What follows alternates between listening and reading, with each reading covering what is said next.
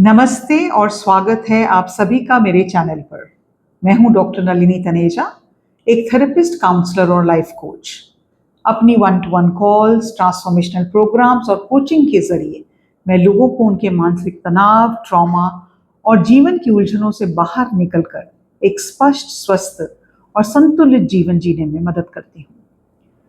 दोस्तों, क्या आपने कभी सोचा है कि आपकी कुछ आदतें, जिन्हें आप अपना सिर्फ स्वभाव समझते हैं या पर्सनैलिटी मानते हैं, वे असल में आपके अतीत के किसी गहरे जख्म या ट्रॉमा का नतीजा हो सकती हैं।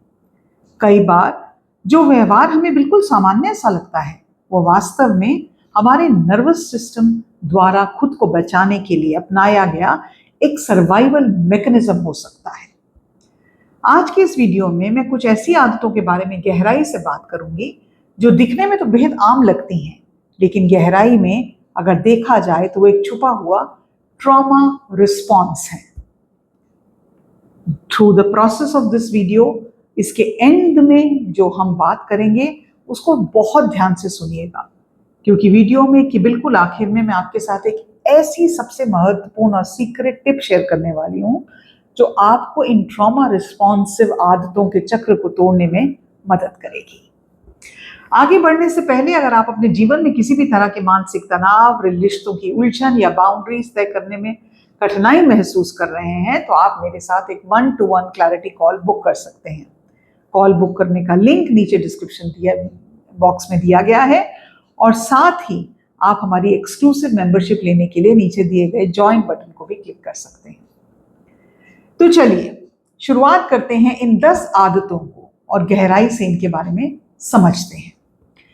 पहली आदत, बात बात पर सफाई देना, ओवर एक्सप्लेन करना अपने आप को। क्या आप अक्सर किसी भी छोटी सी बात के लिए ही इतना लंबी स्पष्टीकरण देते हैं, फिर आप सोचते हैं मैंने इतना क्यों समझाने की कोशिश की? उदाहरण के लिए हो सकता है कि आपने ऑफिस में एक दिन की छुट्टी ले ली है या किसी दोस्त को मिलने से मना कर रही हैं, तो क्या आपको लगता है कि आपको पूरी कहानी सुनानी पड़ेगी? ये आदत इसलिए बनती है क्योंकि बचपन में या हमारे पास्ट में आपकी बातों पर विश्वास नहीं किया गया था। आपके मन में ये डर बैठ गया है कि अगर अपने विस्तार से किसी को नहीं समझाया ना, तो वो आपको गलत समझ जाएंगे, आप पर शक किया जाएगा या आपको पनिश किया जाएगा। ओवर एक्सप्लेन करना असल में खुद को संभावित खतरे या डांट से बचाने की कोशिश होती है। दूसरी चीज, जब भी आप आराम करते हैं ना, when you feel guilty about resting, क्या अगर तो आप थोड़ी देर टीवी बैठकर देख लेते हैं आराम करने का, तो आपको लगता है ओ माय गॉड मैंने काम नहीं किया। जब आराम करते हैं तो क्या आपके दिमाग में एक घबराहट दौड़ने लगती है कि मुझे कुछ काम करना चाहिए? ये एक बहुत बड़ा ट्रॉमा रिस्पॉन्स है। इसका मतलब ये है कि बचपन में आपको ये महसूस कराया गया था कि आपकी कीमत सिर्फ इस बात से तय होती है कि आप कितने यूजफुल हैं या प्रोडक्टिव हैं। आपको सिर्फ तब प्यार या तारीफ मिलेगी जब आप काम करेंगे। आपका नर्वस सिस्टम शांत बैठने को असुरक्षित मानता है, क्योंकि उसने आराम को आलस और आलस को रिजेक्शन से जोड़ दिया है। तीसरी चीज, हमेशा सबसे बुरी की तैयारी करना, हाइपर विजिलेंस। क्या आपका दिमाग हमेशा ये सोचता रहता है कि अगर क्या गलत हो सकता है? अगर सब कुछ ठीक भी चल रहा होगा ना, तो आपको लगता है तूफान से पहले की शांति है ये इसलिए है क्योंकि शांति और सुरक्षा आपके नर्वस सिस्टम के लिए एक परिचित अनुभव नहीं है। जब कोई व्यक्ति बहुत समय तक इनसिक्योरिटी से, झगड़ों से या अनिश्चित माहौल में रहता है, तो उसका दिमाग हमेशा फ्लाइट या फाइट मोड में रहता है। आपके लिए शांति डरावनी लगती है क्योंकि आपको लगता है कि आप अगर कॉन्शियस नहीं रहेंगे, सतर्क नहीं रहेंगे, अलर्ट नहीं रहेंगे, तो कोई नई मुसीबत कभी भी आ जाएगी। नेक्स्ट चीज, अंदर से दुखी होने पर यह कहना कि मैं बिल्कुल ठीक हूं। जब कोई आपसे पूछता है कि आप कैसे हैं, तो आप रोने की स्थिति में होकर भी मुस्कुराकर कह देती हैं सब बढ़िया है। यह आदत दर्शाती है कि अतीत में आपकी भावनाओं की कद्र नहीं की गई। जब आपने रोना या गुस्सा जाहिर करना चाहा, तो आपको चुप करा दिया गया। ये बहुत बहुत बड़ा ट्रॉमा होता है, और आप ये सीख लेते हैं कि सच्ची भावनाओं को दिखाना असुरक्षित है और दूसरों को खुश रखना ही सुरक्षित रहने का एकमात्र तरीका है। 5वीं आदत, मदद मांगने में अत्यधिक कठिनाई होना, हाइपर इंडिपेंडेंस। क्या आप बीमार होने पर भी किसी से पानी का ग्लास नहीं मांगती? क्या आपको लगता है कि किसी से मगर मदद मांगना खुद को नीचा दिखाना है?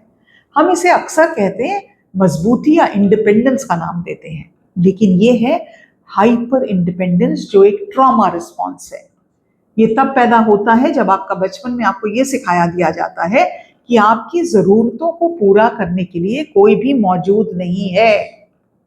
जब आपको बार बार लोगों से निराशा मिलती है तो आपका दिमाग तय कर लेता है मुझे किसी की जरूरत नहीं है, मैं सब कुछ खुद ही कर लूंगी। इससे मैंने बहुत साल तक जूझा है इस आदत से। आगे की 5 आदतों से चर्चा करने से पहले आपके लिए एक बेहद खास सूचना। अगर आप इन पैटर्न्स को तोड़ना चाहती हैं, अगर आपको लगता है कि मेंटल हेल्थ और डीक्लटरिंग का कोई कनेक्शन है, अगर आप हीलिंग जर्नी की को गहराई से समझना चाहते हैं, तो मैं हर शनिवार को एक exclusive master class YouTube live पर करती हूँ। इस मास्टर क्लास में हम प्रैक्टिकल टूल्स और माइंडसेट शिफ्ट्स और नर्वस सिस्टम रेगुलेशन की बातें करते हैं, डीक्लटरिंग को लेकर बात करते हैं।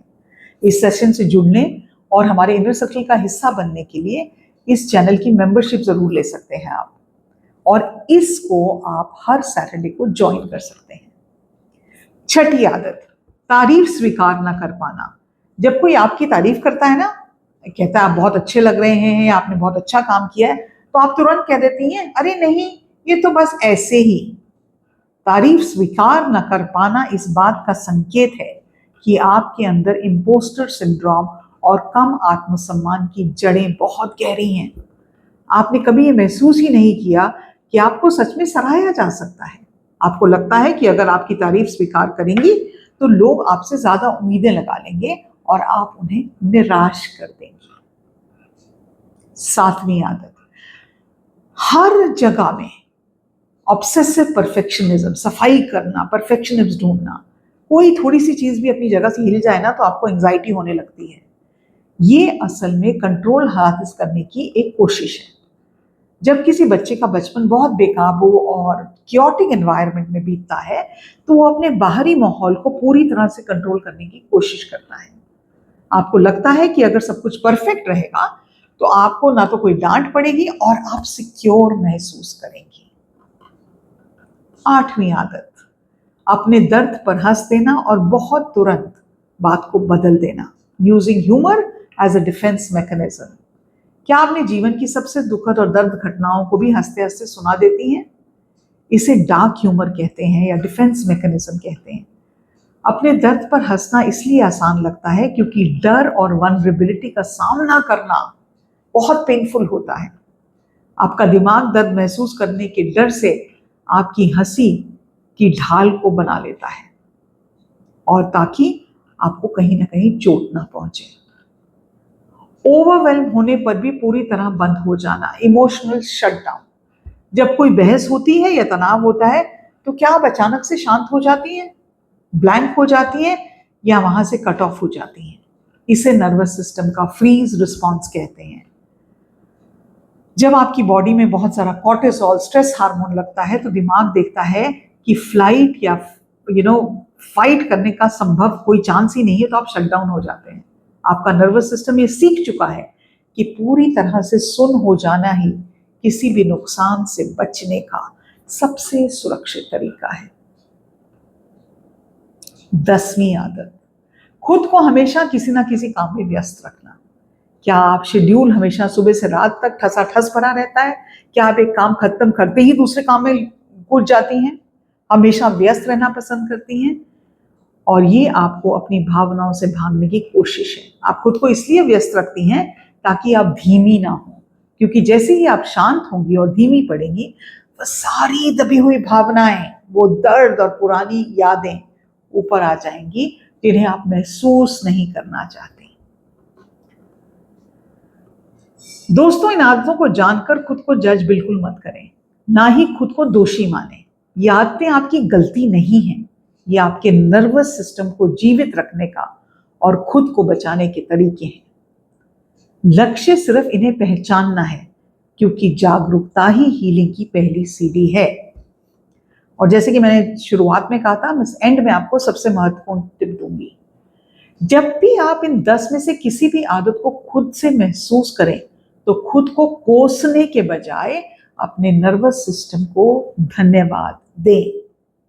आप अपने आप से कहें, my dear nervous system, my brain, my mind, thank you कि तुमने अतीत में मुझे सुरक्षित रखने के लिए यह तरीका अपनाया, लेकिन आज मैं बड़ी हो चुकी हूं, आज मैं सुरक्षित हूं और अब मुझे डर की जरूरत नहीं है।